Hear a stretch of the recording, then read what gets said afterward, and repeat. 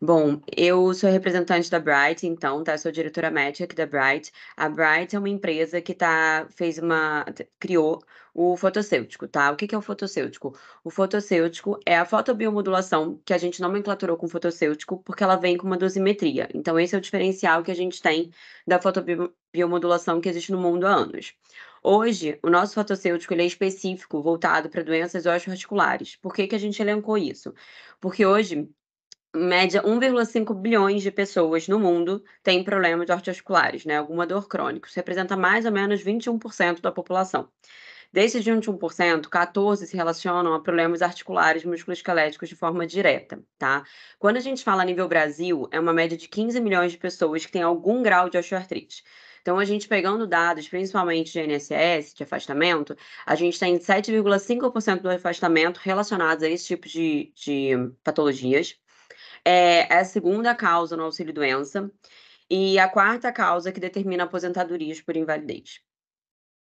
Então, vou explicar aqui rapidamente qual é a diferença, então, do nosso fotossêutico, tá? A gente pegou a fotobiomodulação, fez uma evolução nela, onde a gente criou uma dose padronizada. Então, hoje, se você pega os estudos que existem internacionais, estudos antigos, o que acontece é que você tem entregas que não são precisas. Então, você tem pacientes que têm benefício e pacientes que não têm benefício, e ninguém conseguia definir o porquê disso. Exatamente porque faltava essa padronização. Então, só tirar aqui vocês da minha frente. Então, o que que a gente fez? A gente fez uma customização, onde a gente criou uma dosimetria através de uma inteligência artificial. Então, nessa dosimetria, falando rapidamente, a gente consegue fazer com que a luz atinja o tecido independente do fenótipo da pessoa. Então, a gente tem uma avaliação tanto de tipagem de pele, IMC e outras doses que entram no nosso cálculo, que é através de o prescritor ele vai preencher dentro do nosso prontuário, que já é intuitivo, e é a inteligência artificial quem vai calcular essa dose. Com isso, a gente consegue estimar uma previsibilidade terapêutica. Ixi, espera aí, deixa eu fechar vocês aqui que não tá passando. Foi. Tá. Então, sobre a fotobiomodulação, como que funciona o mecanismo de ação? De uma forma geral, ela vai modular toda a resposta inflamatória, anti-inflamatória e de reparação, tá? Então, ela tem um aumento de proliferação celular, ela vai diminuir a morte celular, tem uma diminuição do estresse oxidativo, ela vai estimular o excesso de ATP, com isso ela vai modular a resposta também analgésica, tá? É, Vai ter um aumento de substâncias analgésicas endógenas, isso tudo é mensurado em artigos, tá? Então, assim, você tem uma melhora de dopamina, de beta-endorfina, serotonina, tem um estímulo à produção de fibroblastos com aumento de colágeno, tá? E uma melhora de microcirculação. Tudo isso que eu tô trazendo para vocês é mensurado via artigo, via pesquisas, tá? A nossa luz, ela consegue chegar a 3,5 centímetros de profundidade. Então, esse daqui são evidências clínicas de pesquisas, né, de uma forma geral. Então, a gente tem todo um aumento de interleucina anti-inflamatória, dopamina, serotonina, beta-endorfina. A gente tem, como eu disse, né, a modulação toda inflamatória e anti-inflamatória, diminuição de interleucinas. Quando a gente faz avaliação de exames de imagem, você tem melhoras de edema ósseo, sinovite, espessamento de fáscia, melhoras nas tendinopatias, nas consolidações ósseas, na microcirculação local no padrão inflamatório de uma forma geral. Aqui eu vou mostrar para vocês dois estudos, dois fotossêuticos, tá? Esse aqui foi um estudo clínico de osteoartrite de joelho que a gente fez no Hospital das Clínicas aqui em São Paulo. A gente teve 31 participantes, tá? De entre 40 e 90 anos, onde a gente dividiu 16 participantes para o grupo placebo e 15 participantes para o grupo de tratamento. A maioria era do sexo feminino, para ser compatível com o que a gente tem de prevalência, né, ela é mais prevalente no sexo feminino. Então, a gente teve uma redução do nível de dor em 50% de todos os pacientes, tá?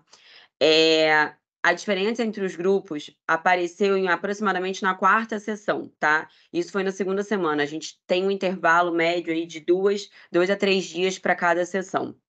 Então, em 2 semanas, a gente já conseguiu ter 50% de redução. A gente teve um acompanhamento ao término das aplicações durante 6 semanas. Então, 1 mês e meio após finalizar o tratamento, a gente percebeu que os pacientes se mantiveram 100% sem dor, tá, né? A evolução de melhora que eles tiveram ficou mantida e nos exames de imagem a gente conseguiu ter uma melhora de microcirculação em 25% dos pacientes acompanhados. Esse outro estudo aqui foi feito com o grupo da GNDI, tá? Então, a gente pegou pacientes com indicação cirúrgica de lombociatalgia. Foram 6 pacientes em avaliação da neurocirurgia que estavam com indicação cirúrgica para a cirurgia. Desses 6, 2 eram indicações absolutas, tá? Todos tinham indicação, mas 2 eram absolutos. Foram pacientes de 49 até 72 anos. Então, o que que a gente teve de resultado? 55% teve redução, do EVA. Desses pacientes, 75% deixaram de ter indicação cirúrgica. Então, dos 2 de indicação absoluta, um se manteve ainda em avaliação se seria necessária a cirurgia ou não, por isso que foi 75%. 72% desses pacientes não precisaram consumir medicação para dor ao final do tratamento. Então, a gente conseguiu zerar o uso de medicação, tanto SOS, né, de controle agudo, como as medicações crônicas que todos eles utilizavam. Durante esse período também foi acompanhado as idas ao pronto-socorro. Nenhum desses pacientes teve ido ao pronto-socorro durante todo o período de tratamento. E a gente teve uma queda no número de queixa geral de dor do paciente. Então, a sensação de dor, né, a gente fez uma avaliação bem completa, não só de dor na lombar, mas de queixas, de quanto que o paciente tinha de mobilidade, pensando que era um paciente um pouco mais de idade. Então, numa avaliação completa, eles aferiram melhora. Aqui eu vou trazer o número só para exemplificar um pouco mais. A gente fez um saving com a GNDI baseado nesse estudo, tá? Então a GNDI ela tinha 4.135.000 usuários. Eles relatam um ticket médio para a gente de R$ 227 por usuário. A gente tem uma média aí de 9% de pacientes que têm problemas de osteoartrite, tá? Então daria mais ou menos 372 mil. A gente fez essa estimativa com eles, então os custos aqui estão subestimados, tá bom? Então a gente pegou, em média, esses pacientes têm 2 consultas ao ano com o especialista, tá? Num custo aproximado de R$ 60 por consulta. Eles fazem em média de 3 exames ao ano, tá bom? Num custo médio aí de 320 reais, os exames. Daqueles 6 pacientes que eu falei, a princípio, poderia evoluir para cirurgia, né, ele ficou em avaliação. O custo cirúrgico foi passado que seria de R$ 25.000, e eles tinham uma média de acompanhamento no PS de 6 visitas de PS ao ano, tá, num custo de R$ 300 por visita.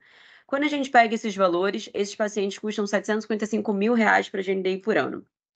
Quando a gente coloca os custos da Bright, se a gente fizer para todos esses pacientes, vai custar 357. Então a gente tem um saving aí, de 159 mil. 238 mil reais ainda ficariam dos pacientes que não teriam melhora completa, tá? Então daria um saving mais ou menos de 15%.